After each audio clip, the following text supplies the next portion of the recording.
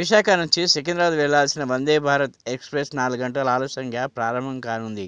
Schedule ప్రకారం ఉదయం 5:45కి train Visakha నుంచి బయలుదేరాలి. కానీ C9 కోచ్లో సాంకేతిక లోపం కారణంగా ఉదయం 10 గంటలకు ట్రైన్ బయలుదేరనుందని అధికారులు తెలిపారు. ప్రయాణికులు ఈ విషయాన్ని గమనించి సహకరించాలని కోరారు. 4 గంటల ఆలస్యం కావడంతో ప్రయాణికులు ఇబ్బందులు పడుతున్నారు.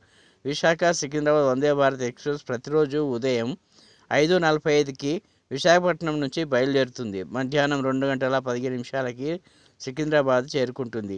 తిరిగి సికింద్రాబాద్ నుంచి మధ్యాహ్నం 3 గంటలకు బయలుదేరి రాత్రి 11:30కు విశాఖపట్నం చేరుకుంటుంది. ఈ రైలు మార్గమధ్యలో వరంగల్, ఖమ్మం, విజయవాడ, రాజమండ్రి, సామర్లకోట రైల్వే స్టేషన్లలో ఆగుతుంది.